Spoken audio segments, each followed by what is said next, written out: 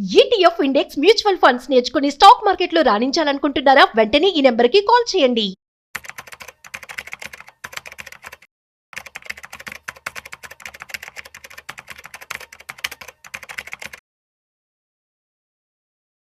నమస్తే సార్. నమస్తే ma'am. Sir, dollar విషయానికి వస్తే మరి 4 years లో లో లెవెల్ కి ట్రేడ్ అవడం మనం చూస్తున్నాం, అంటే పడిపోవడం మనం చూస్తున్నాము. అంటే ఏం జరుగుతుంది? ఈ డాలర్ ఇండెక్స్ ఈ ఒక్క వారంలోనే 2% డ్రాప్ అయిందండి. అండ్ ఈ 1 yearలో ఆల్మోస్ట్ 11% డ్రాప్ అయింది. ఇండియన్ రూపీలో చెప్పాలంటే మన రూపీస్లో మార్చుకుని చెప్తే 11% డ్రాప్ అయింది. డాలర్ ఇంత స్పీడ్గా డ్రాప్ అవటం ఫస్ట్ టైం చూస్తున్నాం చాలా సంవత్సరాల తర్వాత. అండ్ ప్రస్తుతానికైతే చాలా స్ట్రాంగ్ ఏరియాలో, అంటే almost 14 years long term trend line ఏరియాలో సపోర్ట్ తీసుకుంటుంది. అది కనుక బ్రేక్ డౌన్ అయితే ఇంకా కిందకి వెళ్ళే ఛాన్స్ ఎక్కువ ఉంది. దాని మీనింగ్ ఏంటంటే వరల్డ్ వైడ్గా అందరూ కూడా ఈ అమెరికన్ డాలర్ అమ్ముతా పోతున్నారు ఎవరైతే స్టోర్ చేసిన వాళ్ళు. అండ్ రెండోది సెంట్రల్ బ్యాంక్స్ అన్ని కూడా గవర్నమెంట్ సెక్యూరిటీస్ని అమ్మేసుకుంటూ వెళ్తున్నాయి. మనం చూస్తూనే ఉన్నాం, ఇండియా వాళ్ళు గవర్నమెంట్ సెక్యూరిటీస్ని అమ్మేస్తున్నారు, చైనా వాళ్ళు అమ్మేస్తున్నారని, యూరోప్ వాళ్ళు అమ్మేస్తున్నారని. మొత్తానికైతే అమెరికన్ మార్కెట్ కొంచెం స్ట్రెస్ గురవుతుంది ఈ విషయంలో. దానితోడు వడ్డీ రేట్లు ఇంకా తగ్గిపోతున్నారని న్యూస్ రాబోవడంతో ఒకసారిగా అమ్మకాలు బీనింది అనమాట. అండ్ లోయెస్ట్లో ట్రేడ్ అవుతుంది 4 years లోలో. మీరు ఊహించండి, ఇప్పటికే చాలా కంట్రీస్ వాళ్ళ దగ్గర ఉన్న డాలర్స్ అన్ని అమ్మేసుకొని గోల్డ్లో కన్వర్ట్ చేసుకున్నారు. ఎవరైతే 2 years బ్యాక్ గోల్డ్లో కన్వర్ట్ చేసుకున్నారో వాళ్ళందరికీ ఆల్రెడీ గోల్డ్లో ఇన్వెస్ట్ చేయడం ద్వారా 70-80% రిటర్న్స్ వచ్చినాయి ఆల్రెడీ. ఇప్పుడు లేట్గా వాళ్ళు వచ్చే వాళ్ళు కూడా రిలీజ్ అవుతున్నారు, ఈ డాలర్లో ఉంచుకుంటే వచ్చే దాంతో పోల్చుకుంటే గోల్డ్ షిఫ్ట్ అయితే బెటర్ కదా అని చెప్పేసి అది అగ్రెసివ్ టైర్ అవుతుంది. గోల్డ్ వన్ వే రూట్లో పెరగడానికి మెయిన్ కారణం కూడా అదే. ఈ ఫియట్ కరెన్సీల మీద నమ్మకం పోయింది. దీంట్లో ఇన్వెస్ట్ చేసినా సరే ఇక మన పిచ్చులు ఏముండదు. అంటే డాలర్ని ఒక అసెట్ లాగా ట్రీట్ చేయడం మానుకున్నారు అందరూ. అందుకని ఒరిజినల్ అసెట్ క్లాస్కి మూవ్ అవుతున్నారు. ఈ ఫియట్ కరెన్సీల నుంచి ఒరిజినల్ ఫిజికల్ అసెట్కి మూవ్ అవుతా ఉన్నారు. అందుకే గోల్డ్ అద్దొదుపు లేకుండా పోతూనే ఉందన్నమాట. ఇంకా దాంతో చైనా వాళ్ళు టూ మచ్ కొంటున్నారు కదా, దాంతో ఇంక మూవ్ అవుతుంది. మొత్తానికైతే ఇప్పుడు కొత్త ట్రెండ్ ఏంటంటే సెల్ అమెరికా. వరల్డ్ వైడ్గా అన్ని సెంట్రల్ బ్యాంక్స్, అందరు పెద్ద పెద్ద ఇన్వెస్టర్లు అందరూ కూడా అమెరికన్ సెక్యూరిటీస్ని అమ్మేసుకుంటూ వాటిని వేరే దాంట్లో తీసుకెళ్తున్నారు. ఇప్పుడు డాలర్ ఇండెక్స్ చూస్తే ఇది 1 yearలో కాదు 4 yearsలో డైరెక్ట్గా. క్రిప్టో చూస్తే పోనీ అటు నుంచి కూడా లేదు. ఇప్పటిదాకా డాలర్కి ఆల్టర్నేటివ్ క్రిప్టోస్ అనుకున్నారు, తెర చూస్తే అది కూడా డ్రాప్ అవుతుంది. అది కూడా 1 yearలో వెళ్తుంది. మొత్తం మీద ఫిజికల్ అసెట్స్ ఎక్కువ అవుతుంది. అందుకని వరల్డ్ వైడ్గా జనాలకి ఏంటంటే ఫియట్ కరెన్సీ మీద నమ్మకం పోయి అంటే ఫిజికల్ అసెట్స్కి మూవ్ వెళ్తూ ఉన్నాయి. అందుకని 1 way ర్యాలీ చూస్తున్నాం. గోల్డ్ అండ్ సిల్వర్ రెండు కూడా మార్నింగ్ ఓపెన్ కావడంతో +2, 3 మనం ఎవ్రీడే చూస్తూ ఉన్నాం. సో ఎంత దూరం పోతే అంటే ఎంత పోయే ఛాన్స్ ఎక్కువ ఉంది. ఎందుకంటే as long as America dollar drop అయ్యేంత కాలం గోల్డ్లోకి షిఫ్ట్ అవుతూనే ఉంటాయి మనీ అంతా కూడా.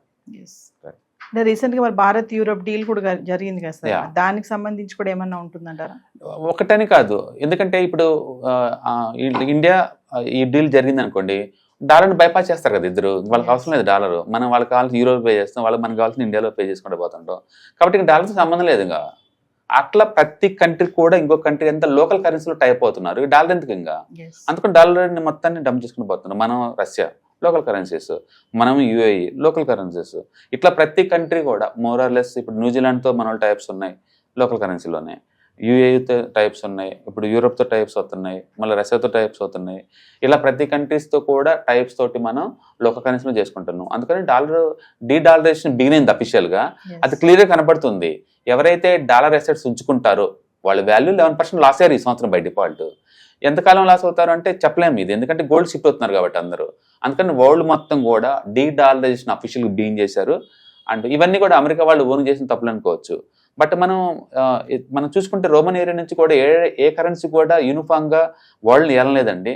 అన్నిటికన్నా ఎక్కువ కాలం సస్టైన్ ఏంటంటే రోమన్దే 500 years ఏముంది వాళ్ళ కరెన్సీ.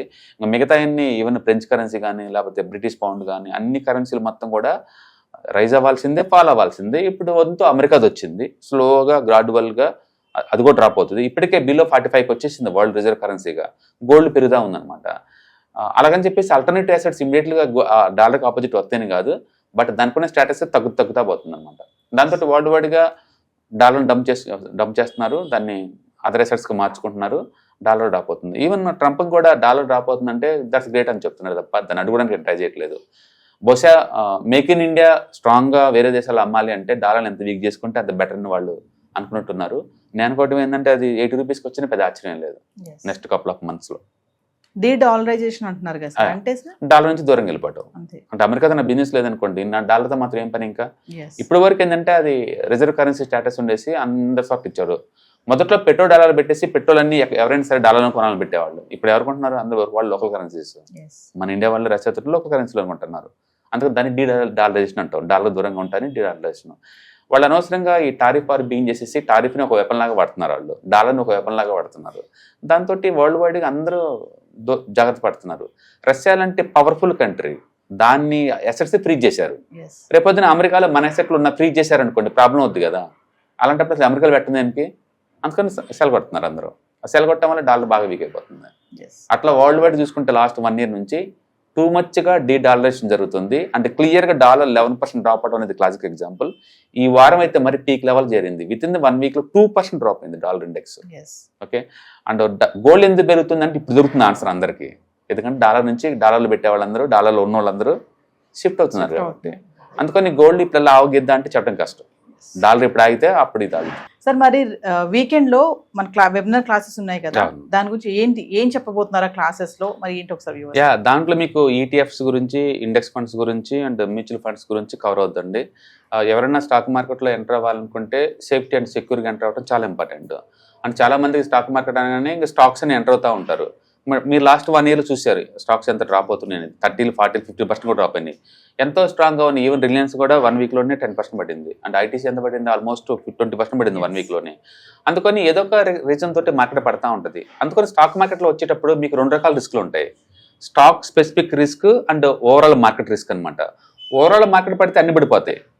బట్ మార్కెట్ బాగున్నా సరే స్టాక్స్ ఒక్కొక్కసారి పెరగవన్నమాట. ఎందుకంటే బ్యాడ్ న్యూస్ ఈ 2 పట్టేసి.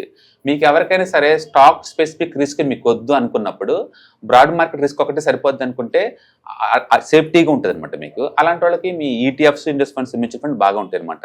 అందుకని అసలు ఇవంటే ఏంటి, నీకు రిస్క్ ఎలా తగ్గించుకోవచ్చు, ఎలా మనీ మేక్ చేసుకోవచ్చు, ఇలాంటి టెక్నిక్స్ అని దీంట్లో డిస్కస్ చేస్తారు. కాబట్టి మీరు మార్కెట్లో వచ్చే బిగినర్ అయి ఉండొచ్చు, ఎక్స్పీరియన్స్ పర్సన్ అని ఉండొచ్చు. మీరు కన్జర్వేటివ్లో మనీ మేక్ చేసుకోవడానికి ఈ ప్రోగ్రామ్ బాగా యూజ్ అవుతుంది అనమాట. కాబట్టి మీకు ఇంట్రెస్ట్ అనుకుంటే స్క్రోల్ అవుతున్న కింద నెంబర్ రింగ్ చేసుకుంటే మా వాళ్ళు గైడ్ చేస్తారు. సో వివాస్, మరి స్టాక్ మార్కెట్ ఎన్లి సుందరరామరెడ్డి గారిది వీకెండ్ లో వెబినార్ క్లాస్ అయితే నిర్వహించబోతున్నారు. మరి ఇంట్రెస్ట్ ఉన్న వాళ్ళు ఎన్రోల్ చేసుకోవాలనుకుంటే కింద కనిపిస్తున్న నెంబర్కి కాల్ చేస్తే మా టీం మీకు అందుబాటులో ఉంటుంది. హాయ్, ఈ మంత్ ఈ 3 రోజుల్లో అంటే సాటర్డే, సండే, మండే ఈ 3 రోజుల్లో ETFs, index funds, mutual funds గురించి ఎలా సెలెక్ట్ చేసుకోవాలి, ఎలా ఇన్వెస్ట్ చేయాలి, బెస్ట్ వాటికి ఎలా చూస్ చేసుకోవాలి, వీటి మీద ఈ 3 days వెబినార్ జరగబోతుంది ఆన్లైన్ లో. అండ్ ఇంట్రెస్ట్ ఉన్న పార్టిసిపెంట్స్ ఈ కింద స్క్రోల్ అవుతున్న నెంబర్ కి కాల్ చేసుకోండి. దీంట్లో ఎప్పటిలాగానే మ్యూచువల్ ఫండ్స్ ని బెస్ట్ వాటిని ఎలా పిక్ చేసుకోవాలి, different type of mutual funds అంటే ఏంటి, ఇవన్నీ, అలాగే ఈటీఎఫ్స్ కొత్తగా వచ్చిన ఈటీఎఫ్స్ ను వాటిని ఎక్కడ ట్రాక్ చేసుకోవాలి, ఎలా ఇన్వెస్ట్ చేసుకోవాలి, ఇండెక్స్ ఫండ్స్ కూడా ఇలా మొత్తం మీకు కాంప్రహెన్సివ్ గా డిస్కస్ చేయబడుతుంది. అలాగే ఎవరైనా మ్యూచువల్ ఫండ్ డిస్ట్రిబ్యూటర్ అవ్వాలి అనుకున్న వాళ్ళకి వాటి గైడెన్స్ కూడా ఈ ప్రోగ్రామ్ లో ఇవ్వబడుతుంది. మొత్తం టోటల్ ఇది 6 hours ప్రోగ్రామ్, 3 days ఉంటుంది. ఇంట్రెస్ట్ ఉన్న పార్టిసిపెంట్స్ అందరూ కూడా కింద స్క్రోల్ అవుతున్న నెంబర్ కాల్ చేసుకొని ఈ వెబినార్ కి బుక్ చేసుకోండి. Thank you.